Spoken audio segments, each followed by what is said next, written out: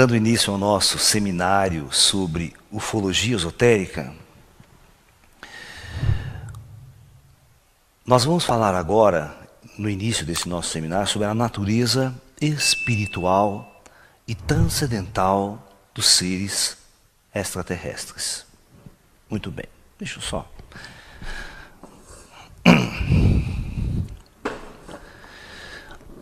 A ufologia, ela tem início no mundo, né? Por volta, vamos assim dizer, nós temos 4 frentes ufológicas que a gente pode analisar para estudo, para efeito de estudo, né? Nós temos 4 frentes ufológicas. A primeira nós chamamos de arqueoufologia. Seria estudos sobre a presença extraterrestre desde os tempos pré-históricos, desde a antiguidade. A presença extraterrestre, os seres humanos, por exemplo, desde a época das cavernas, você vê pinturas rupestres mostrando ETs, sabe? E, ao longo da história conhecida do ser humano, né? Por exemplo, existe aquele famoso livro do Erich von Däniken, Eram os Deuses Astronautas, né? Que ele vai colocar a presença extraterrestre, a intervenção de seres extraterrestres junto aos povos maias, aqui no Peru, nos Incas, e toda uma influência na Bíblia, por exemplo. Ezequiel viu a roda. O que Ezequiel viu, na verdade, né? Então, os próprios profetas, às vezes, contatavam seres de luz, seres interessantes. Quem eram esses seres que eram traçados como anjos dos céus, né?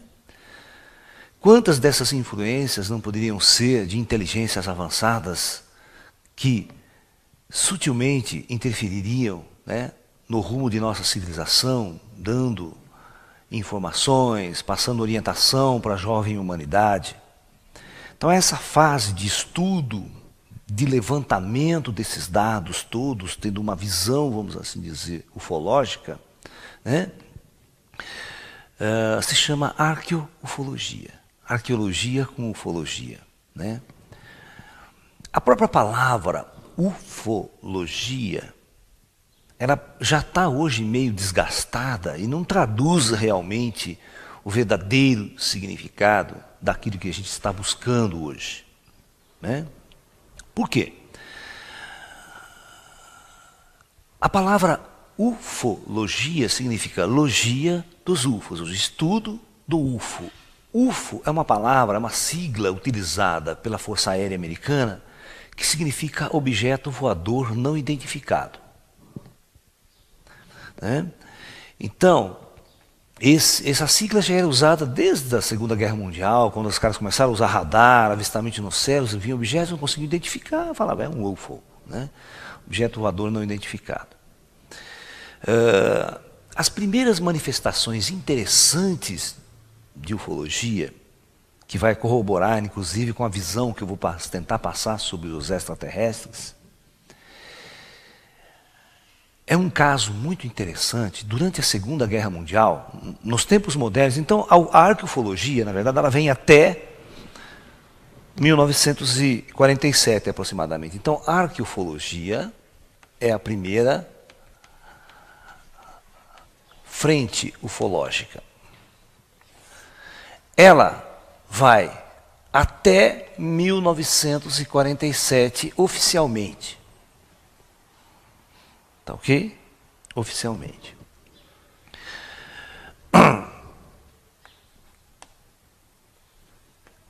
Aí começa a surgir, após 47, após 1947, até os dias de hoje, surge uma frente ufológica, a primeira frente ufológica que se inicia é a chamada ufologia casuística. Ou seja, a ufologia pós 1947.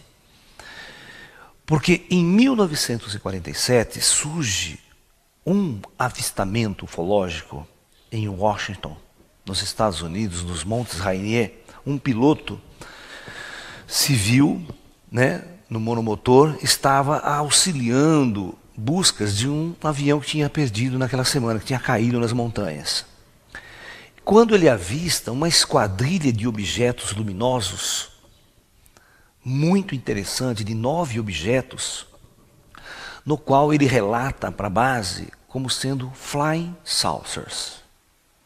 Em inglês, pires voador, e não disco voador. Olha que interessante. Por que pires voador? Porque ele descrevia exatamente esse formato aqui, olha.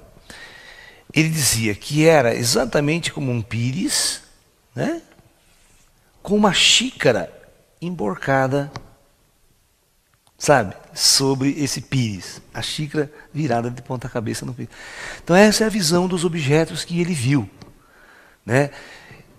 Quando a palavra flying saucers veio para o Brasil, por exemplo, ela foi traduzida, ao invés de pires voador, como disco voador. Disco a gente sabe que não descreve muito bem, porque disco é uma coisa chata, plana, né? Certo? Entendeu? Mas a palavra aqui no Brasil pegou disco voador. Então, o que acontece? A partir dessa data, é como se explodisse no mundo a aparição de objetos, de discos voadores no mundo inteiro. Então os relatos começavam, tá?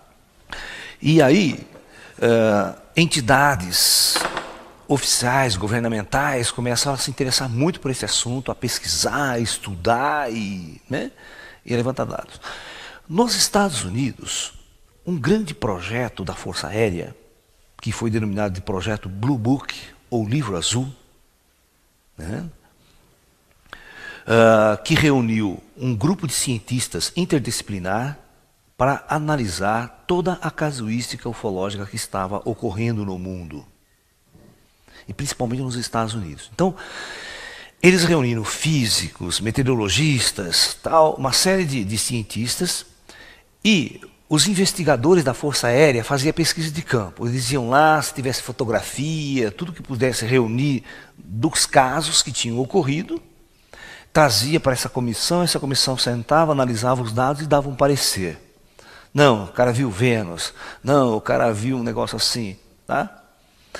Inclusive, esse projeto Blue Book tinha um astrofísico, um grande cientista, que participou. Ele era um cético, ele foi convidado para desmistificar todos os casos que eram trazidos para ele. Esse era o objetivo dele, arrumar uma explicação científica lógica. Que, na verdade, para dizer que ninguém estava vendo o disco voador, que isso não existia, isso era surrealista na época. Né? Esse cientista se chamava Hynek. Eu cheguei a conhecer esse astrofísico pessoalmente aqui no Brasil. Ele esteve umas 2 vezes em congressos especiais de ufologia. Então, esse cientista, ele foi um dos primeiros cientistas a criar uma metodologia para estudos ufológicos. A metodologia que ele fez, ele dividiu os tipos de casos ufológicos que estavam acontecendo. Ele dividiu em 4 tipos de casos, que em inglês ele chamou de close encounters, ou seja, contatos imediatos, de 1º grau, de 2º grau, de 3º grau e de 4º grau. Então, nós batizamos esses contatos imediatos. Por isso que quando chegou aquele filme no Brasil, na década de 70, contatos imediatos do 3º grau, pô, ninguém sabia o que significava essa palavra. Ninguém sabia que era sobre ET o filme. Né? Porque estava usando exatamente a classificação do Hynek. Né? Vamos lá.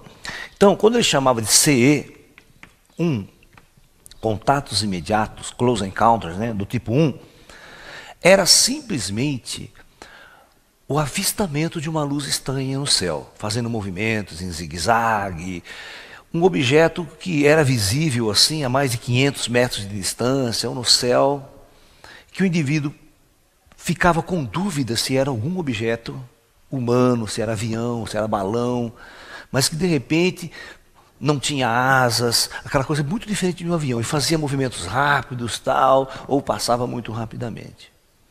É considerado um C1 o avistamento desse, de 1947, né,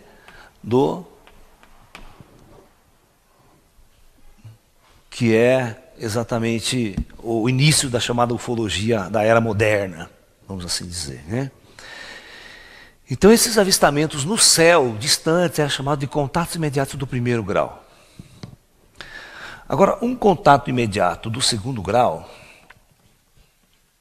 tipo 2, era exatamente quando, de alguma forma, esse objeto pousava, por exemplo, né?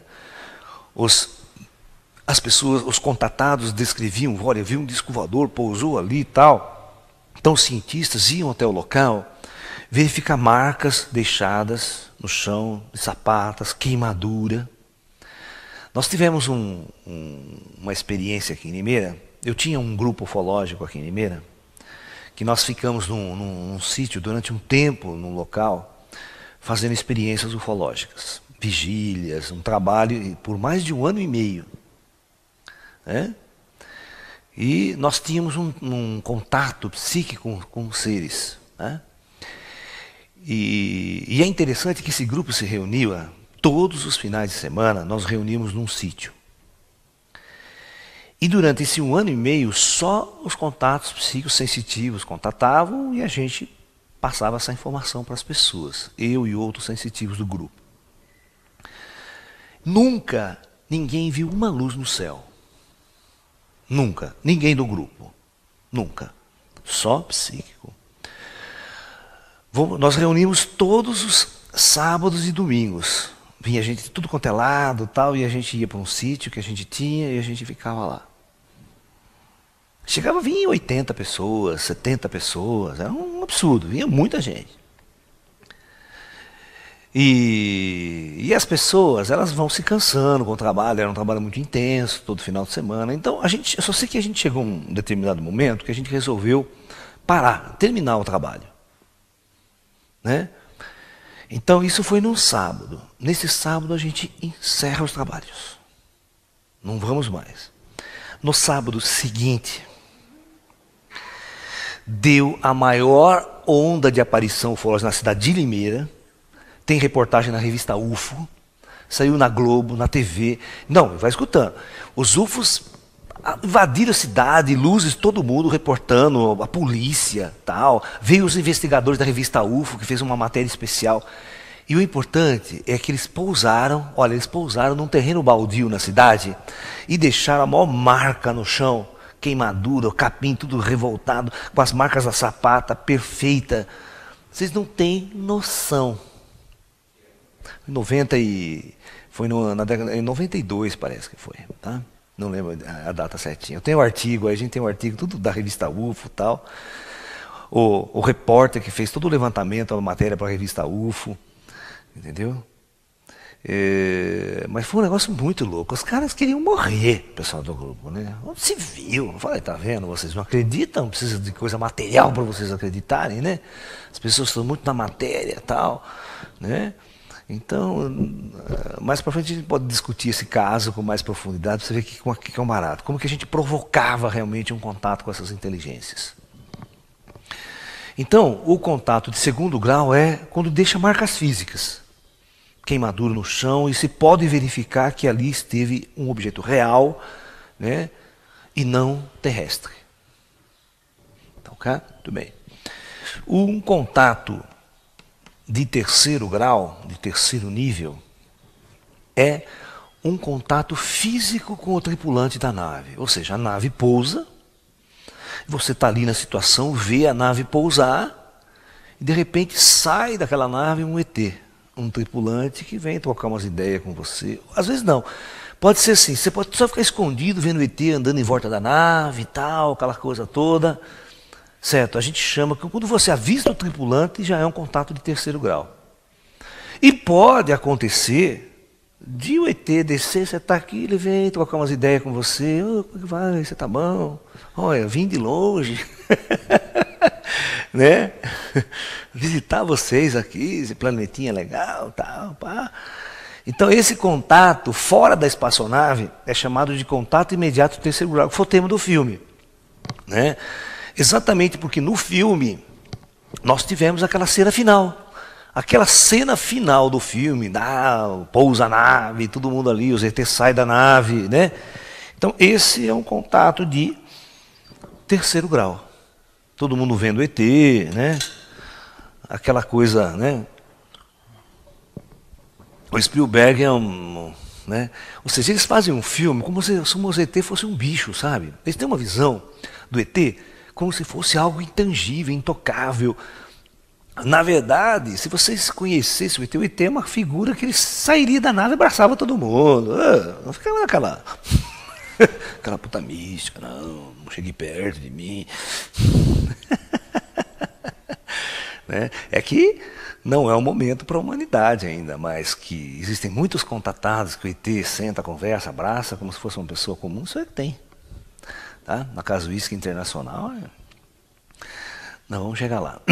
Então, esse seria o contato de terceiro grau, um contato com a tripulante fora da nave. Agora, um contato de quarto grau, o chamado C4, foi até aqui que o Hynek fez as suas pesquisas dentro deste modelo, né? Não, dessa classificação. O contato de quarto grau é a abdução, ou na verdade, é o humano indo para dentro da espaçonave do ET. Ele entra dentro do disco voador, tem um contato lá dentro e depois é trazido de volta. E esse contato de quarto grau, ele pode ser de vários tipos, tem subdivisões aqui. Tá? Nos outros também vão ter certas subdivisões. Aqui você pode ser um contato voluntário. Né? O que é contato voluntário? A nave pousa, você está lá, o tripulante vem, leva um papo com você e fala assim, tá a fim de dar uma voltinha de disco voador? Né? Você fala, se você me trazer antes, a minha mulher enche o saco, né? Não demorar muito. Né? Vou lá. Então você vai, dá uma volta, tudo amigável, conversa numa boa, né? Conhece lá dentro da nave, ele mostra as coisas, você sai voando, leva você lá fora da atmosfera da Terra, você vê a Terra lá de longe, ai que legal. E depois ele traz você de volta, despede, que legal, fiz um amigo interplanetário. Certo? Esse tipo tem. E tem aquele que nós chamamos de abdução. Né? De abdução. Abdução, aquele que o ET vem vindo assim com a nave dele e tal, né? De repente ele está afim de fazer umas pesquisas com o ser humano, né? E está lá um cara na estrada com o carro dele, ou andando para o mato com a bicicleta. E o ET dele fala, é tu mesmo. O cara não está preparado, o cara pega, ele puxa ele com o carro e tudo para dentro da espaçonave. Tem um caso famoso no Brasil que foi muito comentado na televisão na época, na década de 70, que é o famoso caso Hermínio e Bianca. Vocês terem uma ideia, Hermínio e Bianca era um casal de testemunhos de Jeová. O marido era pastor da igreja Testemunho de Jeová. Tá? Eles estavam numa viagem entre Rio de Janeiro e Belo Horizonte, nessa década, o carro, e de repente eles veem uma luz que se aproxima, que fica seguindo o carro deles, e chega uma hora que realmente essa luz, o motor do carro morre, eles encostam o carro na estrada, e essa luz se aproxima tanto que a hora que joga um facho de luz em cima dele, ele leva o carro vai subindo, ele vai com o carro e tudo para dentro da espaçonave. Ela descreve trecho dessa cena. Né? No meu livro de Física Quântica e Ufologia, né, eu relato esse caso tentando explicar fisicamente as descrições que ela vai dando. Ela diz que tudo começa a flutuar no carro, os objetos começam a flutuar, sabe? Entendeu? E a hora que ela chega dentro da espaçonave, que ela vê que ela está dentro, de repente ela fica tão pesada que ela não consegue nem levantar o braço, todos os objetos caem e ela não consegue nem levantar o braço, ela não consegue nem levantar do banco, tão pesado, até que depois de um tempo tudo se ajusta e ela fica tranquila. Mas aí ela vai contar a história toda dentro dessa espaçonave. Ela teve sorte que o ET que aparece para contatar ela é um loiro, alto, bonito, né? Aquele humano maravilhoso. Que se vê aquele pequenininho cabeçudo, ela já sai correndo aí que Satanás está surto. Né? Mas a história é muito engraçada, né? Porque ela conta que durante todo o tempo o marido dela está com a Bíblia na mão, botando na cara do ET assim, dizendo que aquilo não existe, que ele era do demônio, que não sei o que tem, que precisava exorcizar o rapaz. O que era aquilo, tudo que estava acontecendo. É muito engraçado porque hoje, depois de tantos anos, Eu conheço o Hermínio, conheço a Bianca. O Hermínio era um pastor de Testemunho de Jeová. Hoje ele é um esotérico, dá palestras, curso de projeção astral, né? Você vê que a experiência foi, no início, foi traumatizante, extremamente traumática, né? O cara sai daquilo lá, né? Porque ele é forçado na marra. Você tem uma crença, você tem uma visão de mundo. De repente um indivíduo vem, pega, tira você dessa realidade e leva você para outra que você não suporta psiquicamente, você não tem preparo psicológico para isso. E depois o cara te traz de volta, né? Ou seja, ninguém acredita em você, ninguém te leva a sério, todo mundo tira sarro na sua cara, você está louco, você vai ter que... Então, existe até hoje uma medicina especial, uma terapia especial chamada terapia do abduzido, a síndrome do contatado. Porque o contatado passa a ter uma síndrome. Ele não se adapta mais ao meio ambiente, não se adapta ao mundo, ele não consegue entender as ideias que estão chegando, a influência dos ETs. Então existem hoje terapeutas especializados em atender casos de abduzidos. Tá? A coisa é séria. Então, esses dois casos, né, o voluntário, um convite ou abdução forçado, um rapto mesmo, né?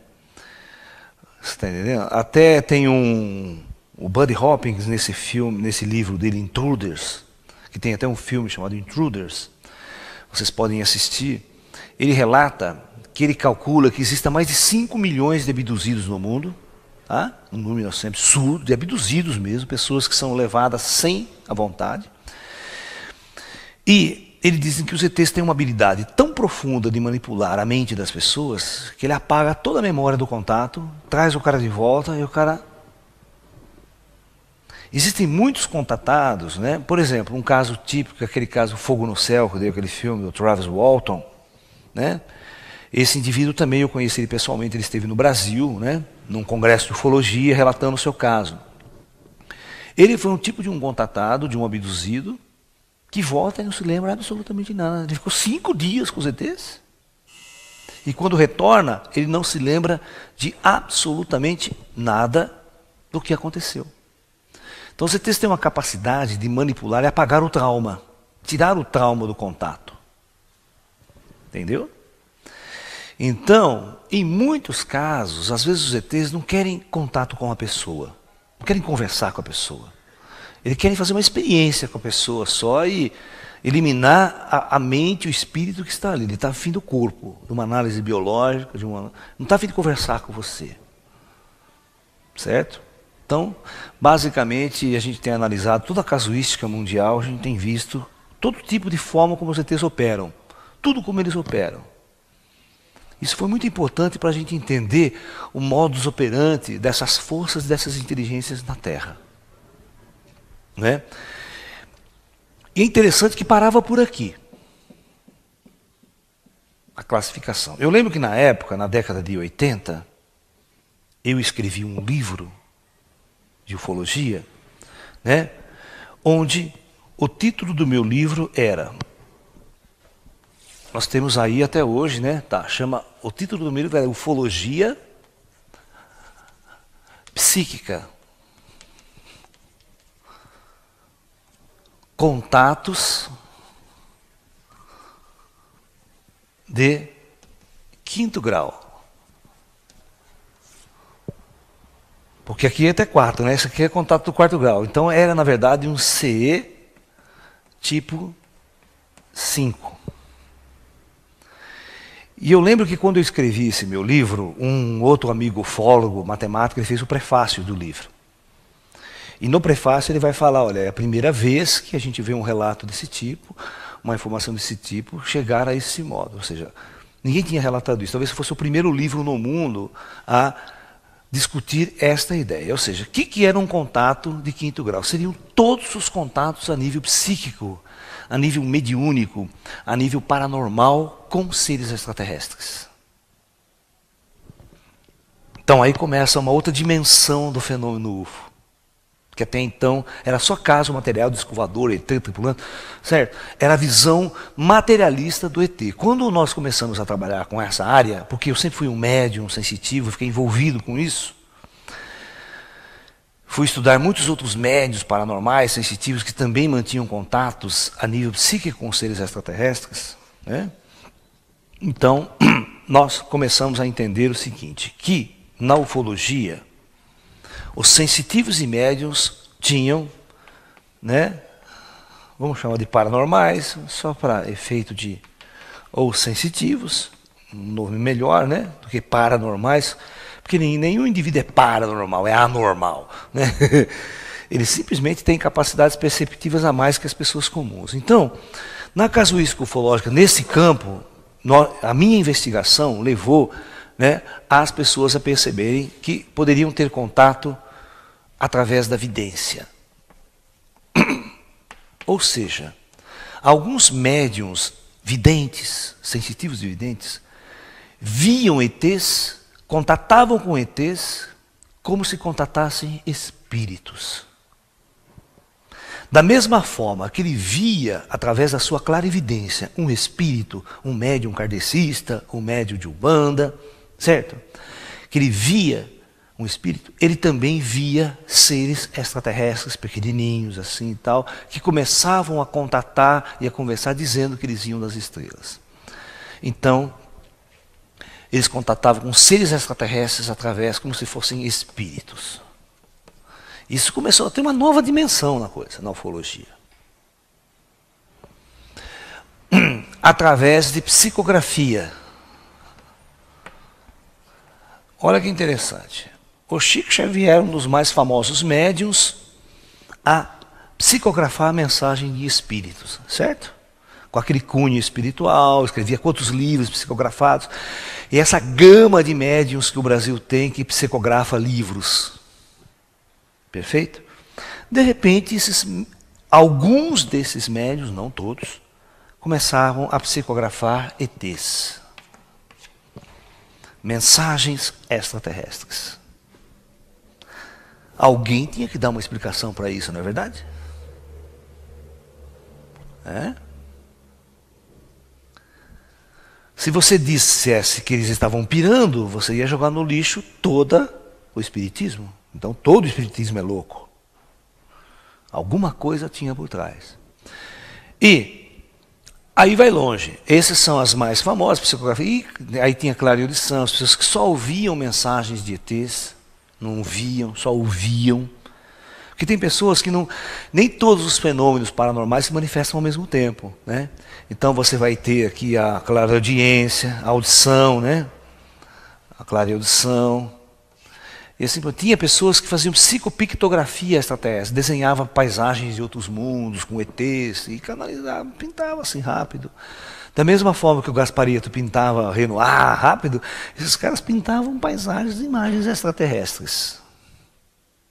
Né? Então, este campo abriu, vocês não têm noção, uma briga tremenda no meio ufológico, uma racha. Quando eu fiz isso e começou isso a entrar demais no meio ufológico, porque aqui começou a entrar um monte de sensitivos e paranormais que se diziam contatados com ETs. Nós chamamos essa classe de paracontatados. Ó, então nós batizamos de paracontatados.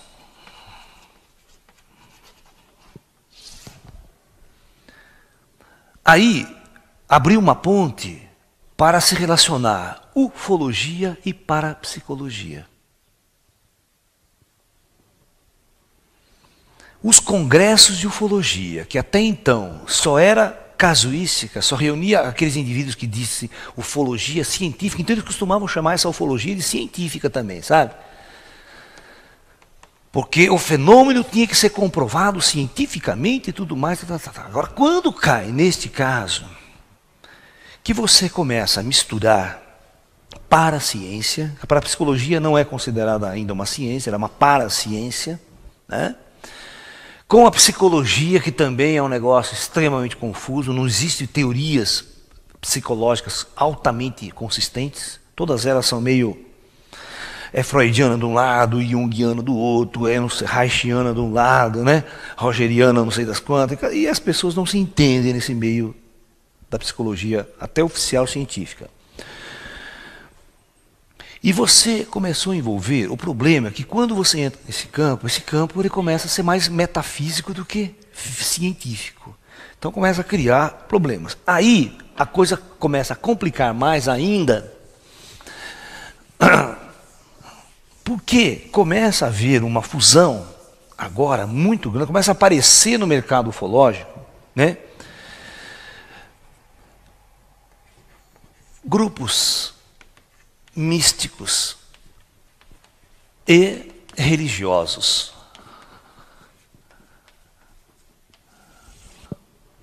Envolvendo toda a temática ufológica. Às vezes um paranormal, um sensitivo, ele começa a ser líder de grupo. Da mesma forma que ele era um líder de um centro espírita, por exemplo, ok? Canalizava espíritos, todo mundo em volta dele, fazendo sessões semanais, aquele grupo, né?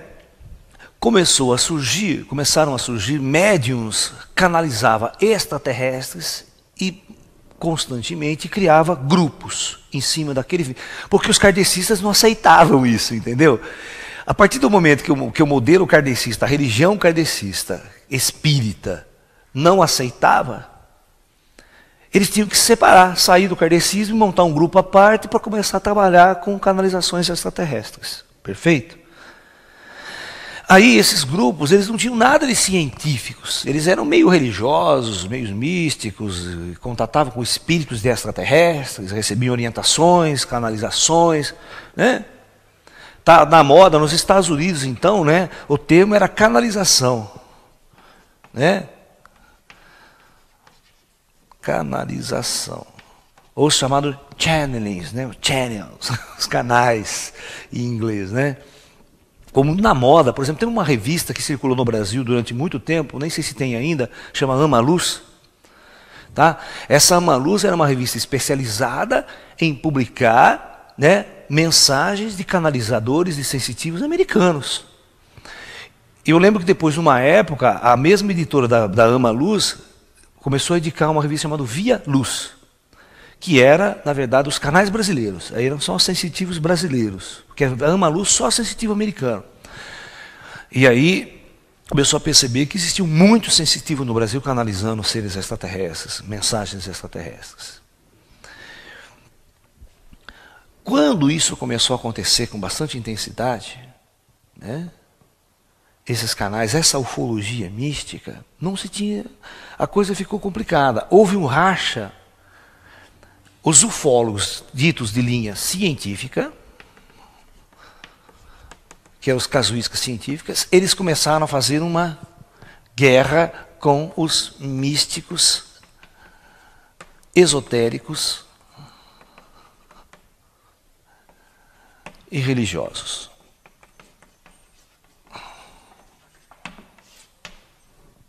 Ok? Uma decisão.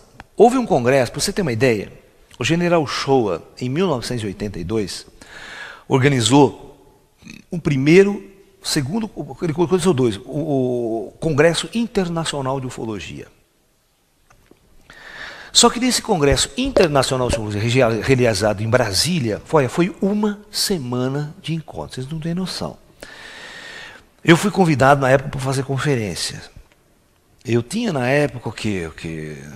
24, 25 anos.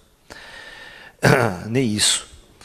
Eu estava me formando na Unicamp, aquela coisa toda, adorava esses assuntos, interessava por isso. Eu lembro que nesse congresso ele convidou todas as frentes ufológicas, todo mundo, que ele queria fazer um congresso que realmente refletisse tudo o que estava acontecendo de ufologia no Brasil e no mundo. Nesse congresso que ele trouxe o Heineck, esse astrofísico da NASA, ele trouxe Fina da Armada de Portugal, falar sobre o caso da aparição de Fátima, como sendo a aparição de um ET, e não de Virgem Maria, coisíssima nenhuma. Né? Porque foi muito engraçado esse caso da aparição de Fátima, porque as crianças falavam que o ser que aparecia com ela era do tamanho delas, e não uma senhora alta. Era um ser pequeno que parecia para ela, para conversar com as meninas. É engraçado. Quando vai a fundo na descrição dos fatos, e o próprio fenômeno de o sol baixar nas nuvens, você acha que o sol vai sair do céu e baixar nas nuvens, secar tudo? O que baixou abaixo das nuvens? Uma luz intensa. Um disco voador, um UFO, é essas as conclusões que o pessoal, de uma visão mais moderna do fenômeno, começa a analisar. Que a aparição de Fátima não tinha nada de uma aparição mariana e muito mais uma aparição, um fenômeno ufológico. Né? Quando foram levar todos os fatos ao pé da letra. Transformaram em religioso na época, porque não tinha outra visão na época, né? As pessoas em 1917 iam pensar em disco voador, em ET? Jamais. Bom, eu lembro que quando isso aconteceu, eu fui nesse congresso, eu fazia parte dos conferencistas. Vocês acreditam que na hora da mesa de abertura, no congresso de abertura, na cerimônia de abertura, todos os congressos, os ufólogos científicos se reuniram e queriam boicotar o congresso. Falaram, nós não vamos entrar nesse congresso junto com os místicos. Eu lembro que aqui desses místicos estavam o João Pio de Almeida Prado, até o Gasparetto foi convidado para fazer pintura mediúnica nesse congresso, o Luiz Gasparetto na época. Tinha o pessoal da revista Planeta, muita gente, e um conferencista chamado Luiz Gonzaga Escortese, de Paula, muito famoso, tinha lançado um livro na época chamado Mensagens Extraterrestres, canalizadas mediunicamente. Então, a quebra demorou para o general Uchoa, um dos organizadores do congresso, convencer todo mundo que tinha que ser uma coisa holística, que tinha que aceitar, e aí entrou todo mundo, começou o congresso. Mas o racha, e esse racha existe até hoje. Por exemplo, esse pessoal da ufologia científica nunca me convida mais para participar dos congressos com ele. Porque eu não bato, hoje em dia eu acho que eu não bato com ninguém, né? Porque o meu trabalho é único. Entendeu? Então, há muito tempo depois que eu não vou mais para congresso de ufologia, porque é uma repetição só, é tudo a mesma coisa, né? Se fosse um congresso, você pegar 40 anos de ufologia científica, não mudou nada, né? Ninguém descobriu nada de novo, ninguém fala nada de novo. É os mesmos casos, está ainda naquele caso da Operação Prato, e está no ET de Varginha, e está no incidente de Roswell. O papel mesmo, se assistiu um congresso, assistiu todos, né?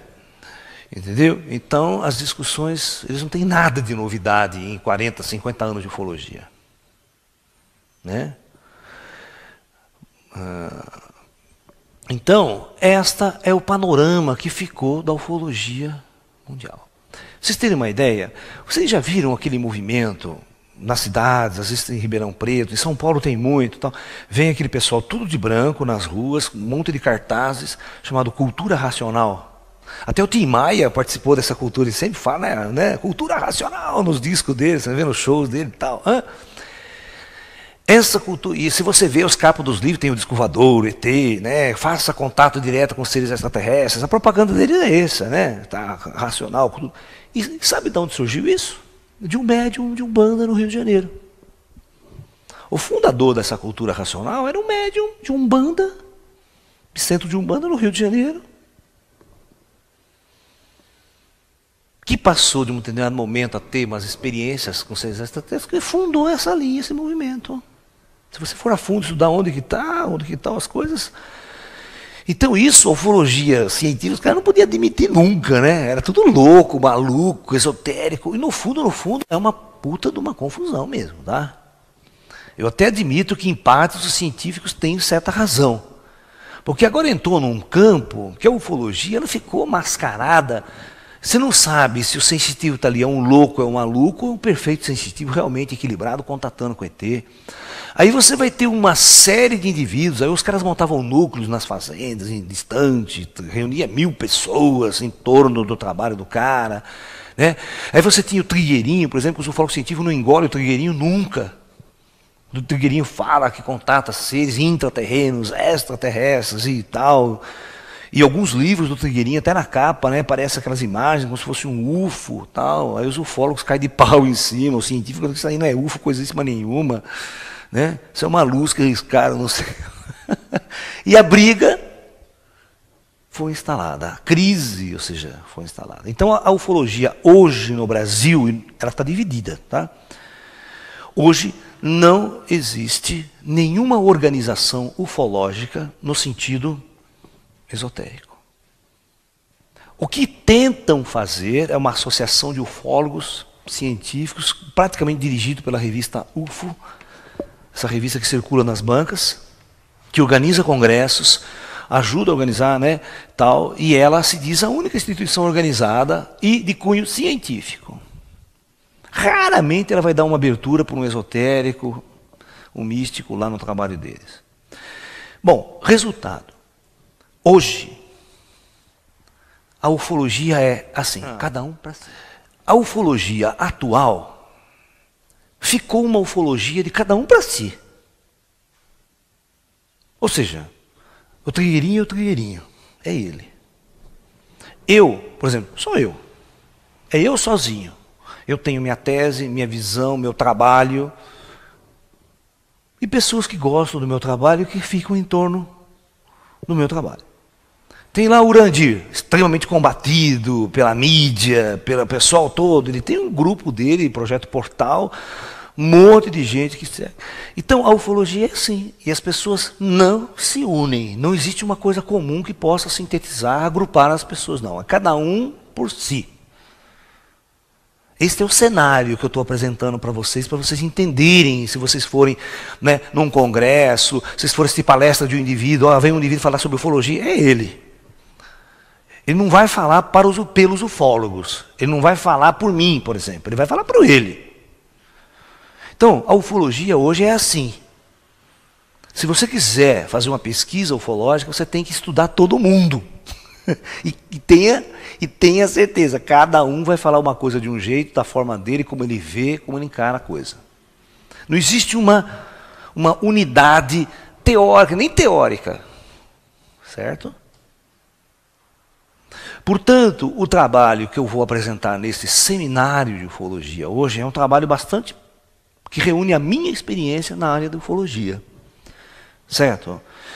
Reúne todo o meu trabalho como pesquisador, como envolvendo todos esses mais de 30 anos que eu venho militando nesse caminho, envolvendo toda a pesquisa paranormal, sensitiva, pesquisa de campo, canalizações, mediunidade, porque eu sou um médium, né, desde criança, e em determinado momento da minha vida eu também voltei para a captação, a contato paranormal com os seres extraterrestres, e aí surgiu uma nova vertente na minha vida, no meu trabalho. Tá? Então o que eu vou apresentar para vocês nesse seminário sobre ufologia, é exatamente a minha experiência e a minha visão do fenômeno extraterrestre. Okay? Dentro de um contexto bastante mais amplo. Então, hoje em dia você não sabe classificar a ufologia, se a ufologia é esotérica, se é mística, se é religiosa. Porque veja bem, quando os espíritas começaram a se envolver com ufologia, às vezes o indivíduo, Rosa Cruz, pesquisa ufologia, a gnose fala de ufologia, a eubiose fala de ufologia, teosofia hoje fala de ufologia, pesquisa, certo? Cada um cria um caráter, uma forma particular de estudar e apresentar um fenômeno.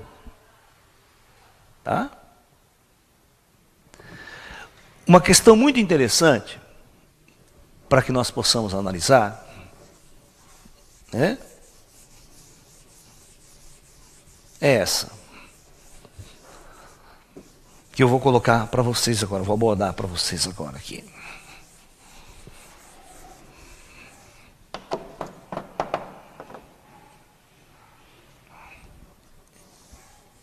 Imagine a seguinte situação.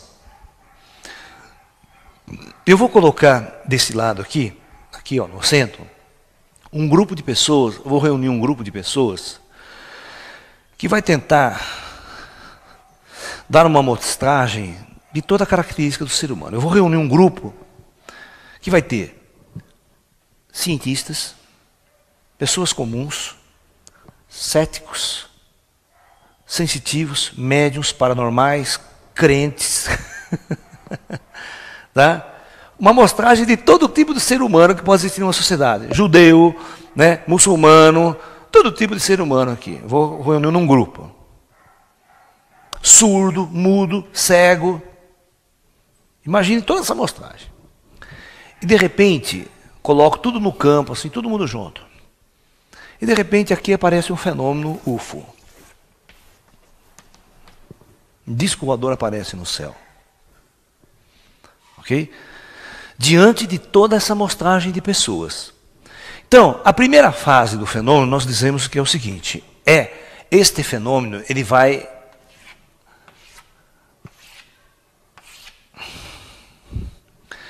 ele envia uma mensagem, luz, geralmente visual, tal, pá. Olha, cada um desses indivíduos vai estar entrando em contato com este fenômeno. Perfeito? Vocês vão ver como que a situação é complicada. Estudar o fenômeno UFO é um dos fenômenos mais complexos que tem de se estudar. Devido à própria natureza humana e à natureza do fenômeno. Tá?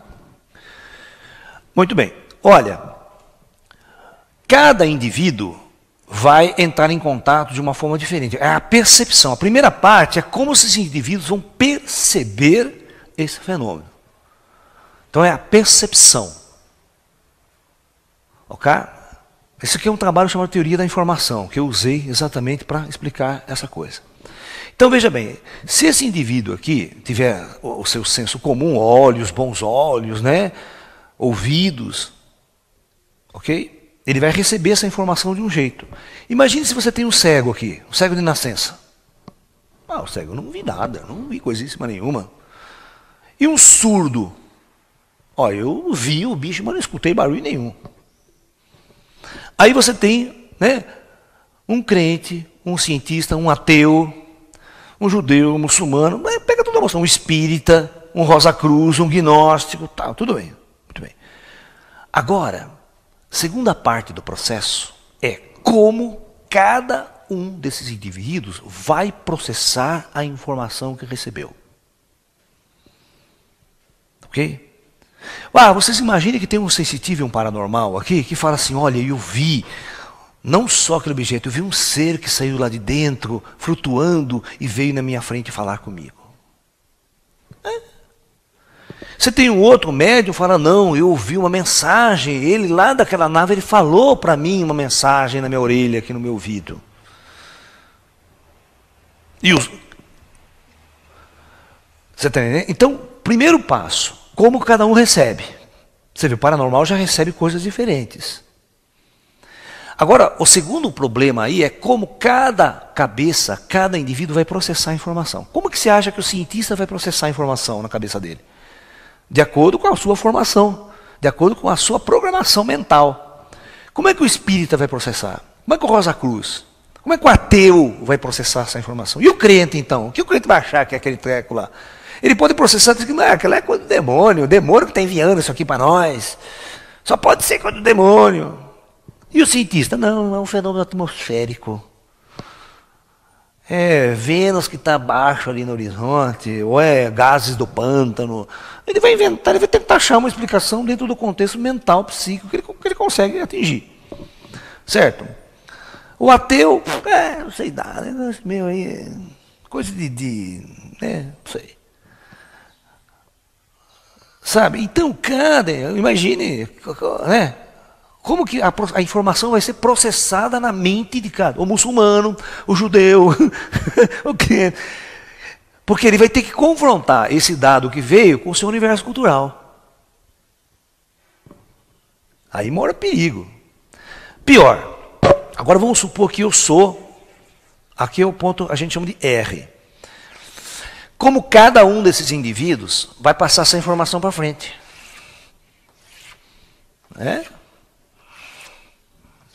Como cada um desses indivíduos vai contar essa história para um terceiro. Que é você que vai estar ouvindo essa história aqui depois.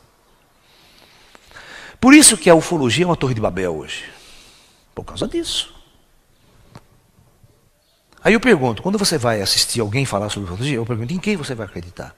Quem é que realmente, desses indivíduos, dessa amostragem, teve a capacidade de realmente interpretar e absorver a totalidade desse fenômeno?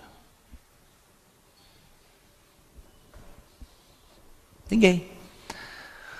Portanto, como o fenômeno UFO transcende toda a nossa realidade convencional, ele é transcendental realmente, e nós vamos entender por quê nesse nosso seminário, nós temos que ter uma postura totalmente modificada para encararmos esse fenômeno. Eu considero o fenômeno UFO o maior desafio de toda a humanidade.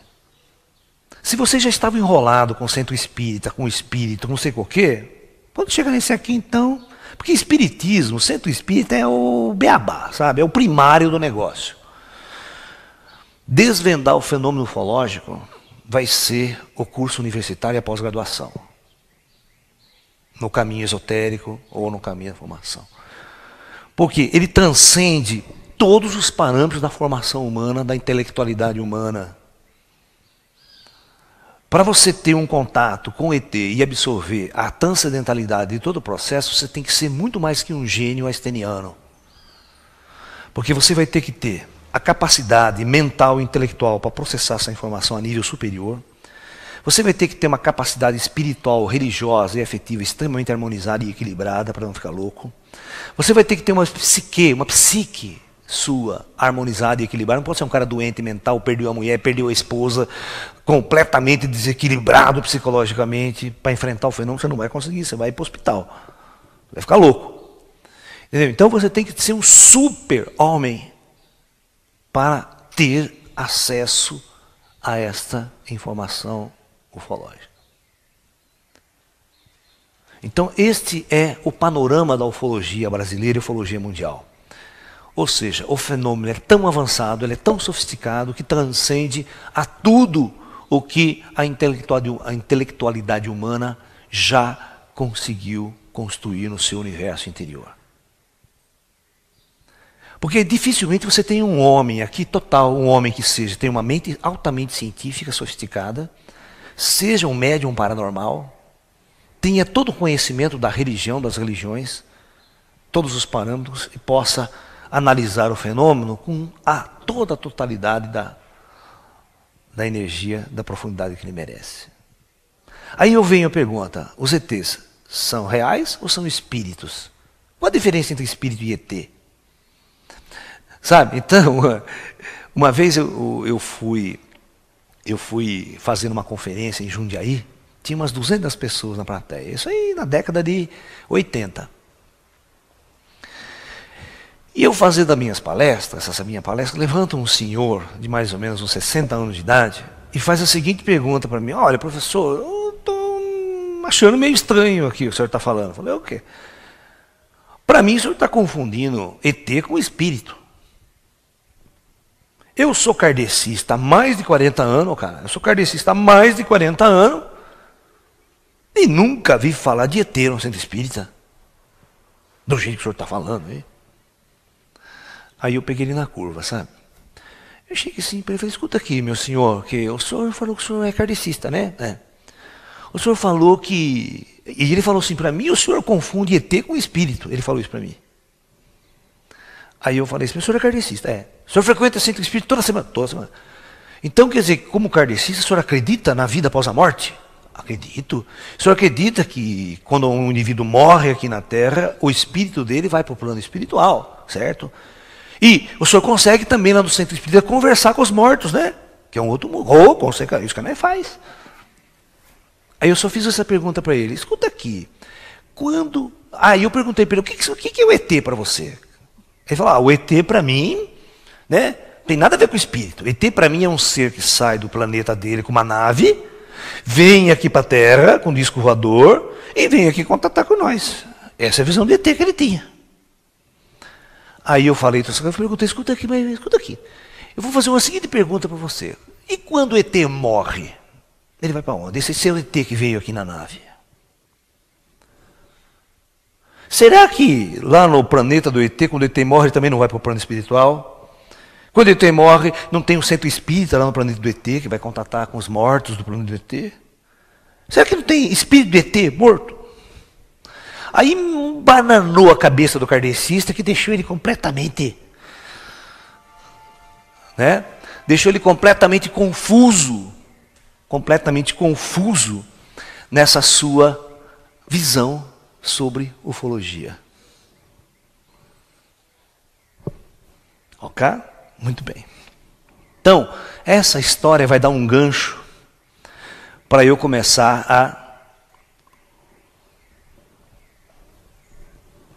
a apresentar para vocês o tema que eu quero apresentar agora,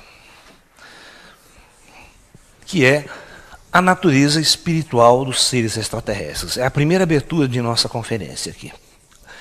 Porque a partir daqui eu já vou colocar para vocês a minha visão sobre seres extraterrestres. Tá ok? A minha visão. Então, eu vou fazer uma divisão aqui e vou colocar aqui o planeta Terra. E aqui eu vou colocar um planeta X. Planeta dos ETs. Para a gente começar a conversar. Aqui na superfície da Terra, eu vou colocar os terráqueos, nós aqui. No entanto, todo o meu trabalho, quem conhece o meu trabalho já há muito tempo, sabe que o Laércio é uma pessoa espiritualista e tem a visão espiritualista do mundo. Então, vamos dizer, eu construo sempre um modelo assim, que é o chamado modelo do Projeto Terra.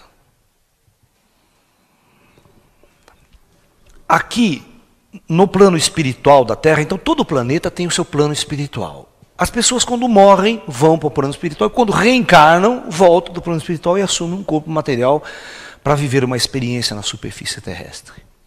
Então, a nossa visão é uma visão de que aqui existe uma divisão dimensional, onde na primeira nós chamamos de umbral, a segunda dimensão nós chamamos de penumbral. Isso é uma visão bastante espírita e às vezes até esotérica. O plano da luz, o plano dos ascensionados, dos mestres ascensionados, e, acima de tudo, o grande comando planetário da Terra. Preste bem atenção. Então, nós vamos partir do seguinte princípio, né, de que todo indivíduo que hoje vive na Terra é uma alma, é um espírito encarnado. Nenhuma alma, presta atenção nesse modelo, nenhuma alma e nenhum espírito que existe na superfície terrestre hoje nasceu aqui na Terra. A nossa natureza sempre foi espiritual. O espírito não é gerado a partir do nascimento físico-biológico, não.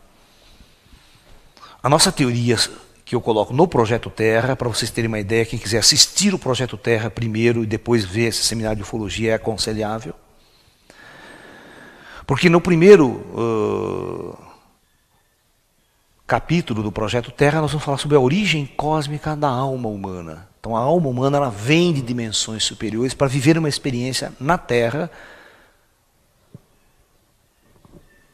Então, aqui no plano espiritual, no plano da luz, existem todos os mentores espirituais, que presta bem atenção, que quando você encarna, esses seus mentores kármicos acompanham a sua vida na Terra, a sua reencarnação na Terra. E quando você morre, você retorna, e esses indivíduos é que vão cuidar de você. Se você retornar para o umbral, dependendo do seu nível de consciência, esses mentores é que vão estar aqui orientando você, instruindo, preparando a próxima reencarnação. Ok? E aqui, nesse plano espiritual, existem milhões, bilhões de espíritos no astral terra. Bilhões. Existe uma comunidade. Por isso que se fala de cidades astrais, se fala de Shambhala, se fala de Agartha, Cidade de Nosso Lar, aqui do Brasil, Chico Xavier fala nos seus livros. Então, veja bem, nós vamos partir do princípio que se nós temos uma visão, uma natureza espiritual, nós seres humanos temos uma natureza espiritual, somos espíritos em experiência na orbe terrestre e vivendo um processo de reencarnações sucessivas.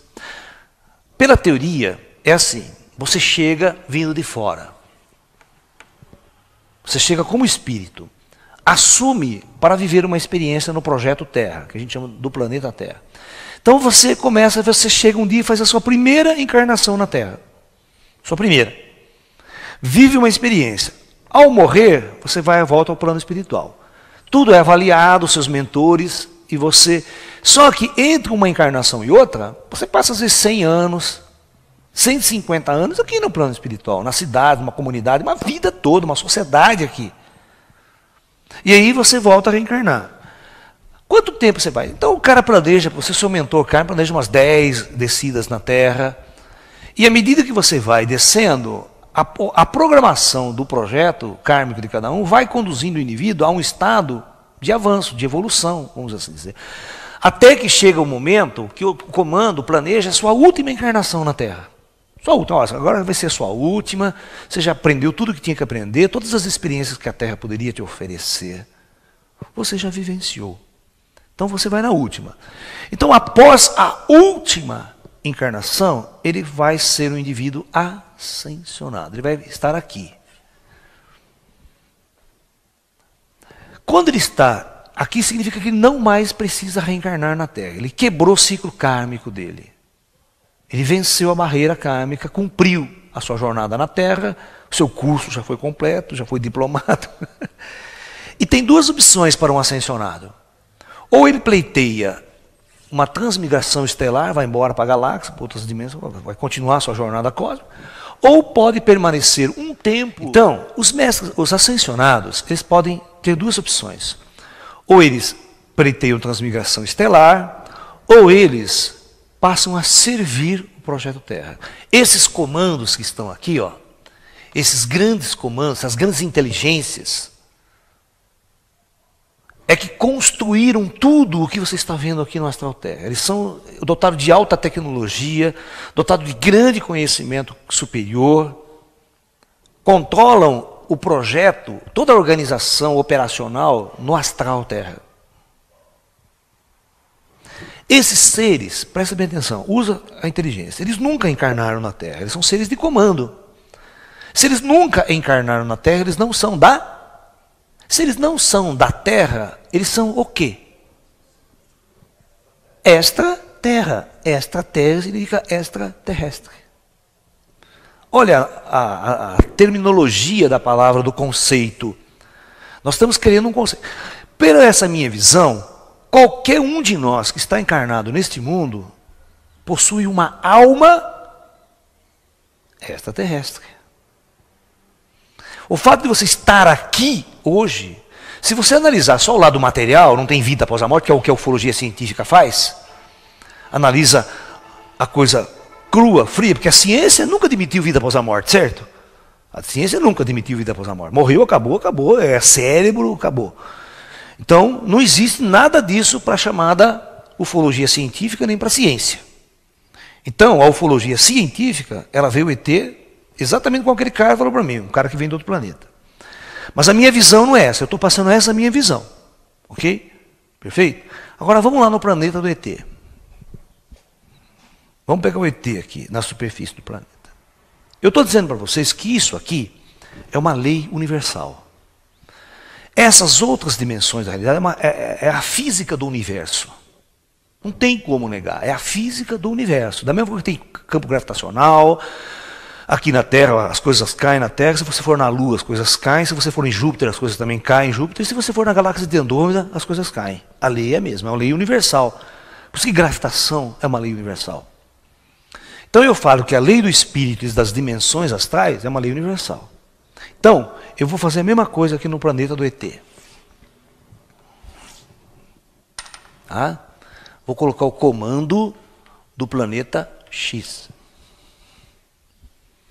Vocês vão ver que todos os indivíduos que habitam planos físicos da matéria no universo são seres atrasados. Tecnicamente, cientificamente, espiritualmente atrasados. Então, experiências kármicas, densas. Vamos colocar aqui a mesma coisa. Tem o umbral do planeta X, o penumbral,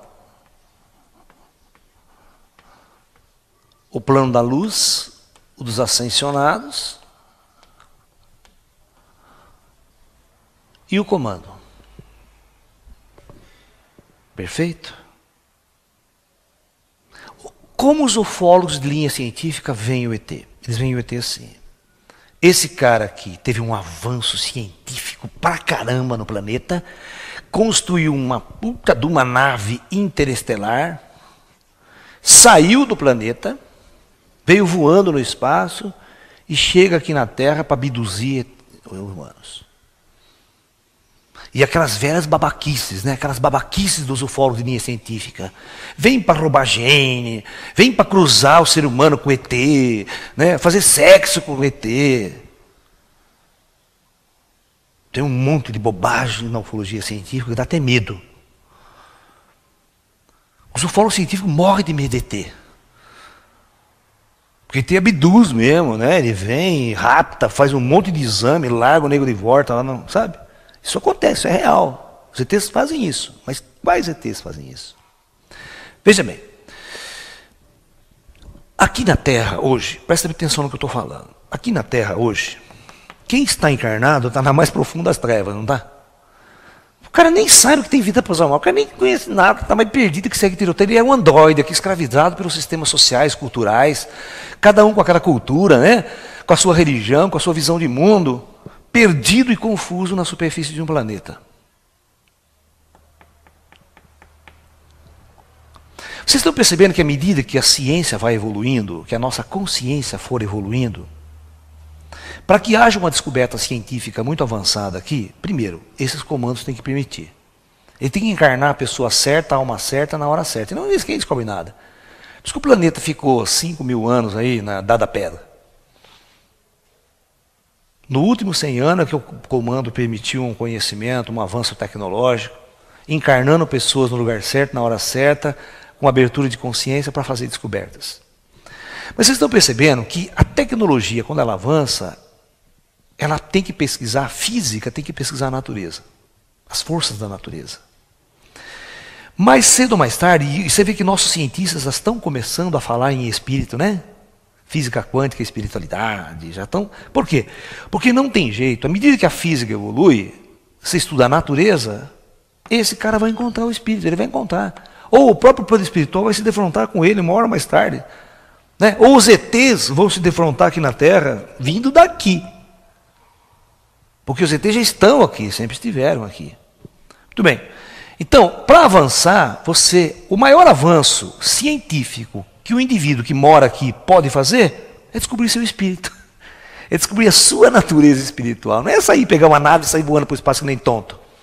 Então, a mesma tese eu estou aplicando aqui no Planeta X. É impossível, presta atenção, pela minha tese, é impossível que uma raça, na superfície de um planeta, consiga criar navegação interestelar sem antes descobrir a sua própria natureza espiritual. É idiota você pensar que eles fazem isso. Porque vem uns babacas, tem uns babacas da ufologia científica que falam assim, mas os ETs têm ET mal. Por que tem ET mal? É porque tem uns caras que evoluíram pra caramba tecnologicamente e espiritualmente não. Isso é ilógico, é irracional isso. Porque a física está associada à descoberta espiritual. Não tem como separar as duas coisas. Não tem como o cara fazer uma puta nave, só que inventar navegação interestelar, portais dimensionais para a nave navegar além da velocidade da luz. E o tonto não descobriu o espírito que está na cara dele, descobriu os mentores dele, descobriu o plano astral. Eles nunca, você acha que os ETs nunca se perguntaram quando eles moram, eles vão para onde? Se nós aqui, desde a Idade Média, quantos movimentos esotéricos existiam que contatavam os mortos e os videntes paranormais e todo mundo? Você acha que no planeta do ET não tem vidente? Você acha que no planeta do ET não tem médium?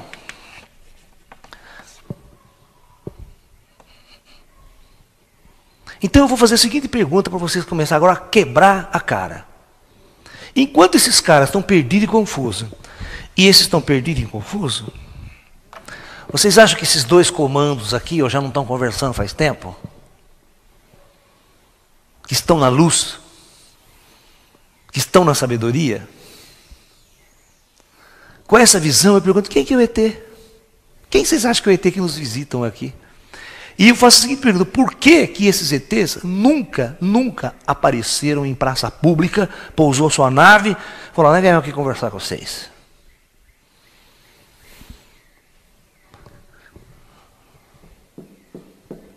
Todos vocês acreditam em Jesus, né? Vocês são religiosos, em Jesus, o Mestre Jesus. Né? Aonde que o Mestre Jesus está aqui, nessa dimensionalidade? Ele está aqui. Uma vez eu fui dar uma conferência, um monte de gente religiosa, ligado à Igreja Católica, sobre ufologia, fui convidado. Lá fui eu lá. Em determinado momento da pergunta, pessoas religiosas até fizeram a seguinte pergunta para mim: escuta aqui, por que esses ETs que você fala não desce aqui em praça pública e intervém nesse planeta com a ciência e tecnologia, acaba com a doença, acaba com as guerras? Eu falei, peraí. Aí eu fiz a seguinte pergunta: por que o seu Jesus não faz isso? Por que o seu Jesus, que você acredita tanto que é filho de Deus, não desce agora, materializa, cura todo o câncer, cura toda a doença, dá a resposta para a nossa ciência para curar o câncer e acaba com a guerra no planeta? Eu falei, pelo mesmo motivo que o seu Jesus não faz isso, o meu ET também não faz. O cara ficou...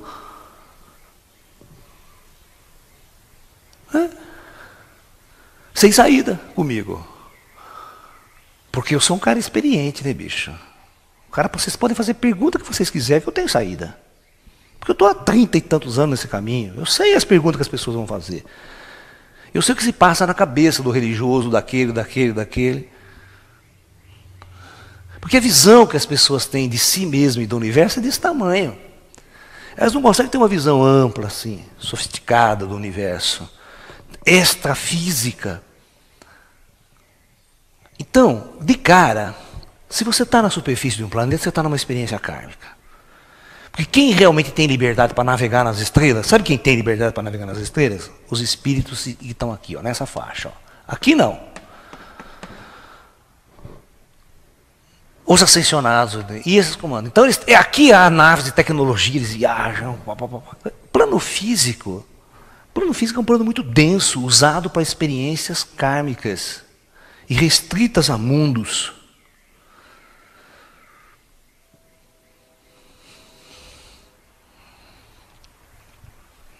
Se vocês começarem a ver os ETs que hoje manifestam-se na Terra, vindos não de outro planeta, mas vindo exatamente das dimensões superiores, com alta tecnologia para se materializar a hora que quer, ir embora a hora que quer, abduzir pessoas.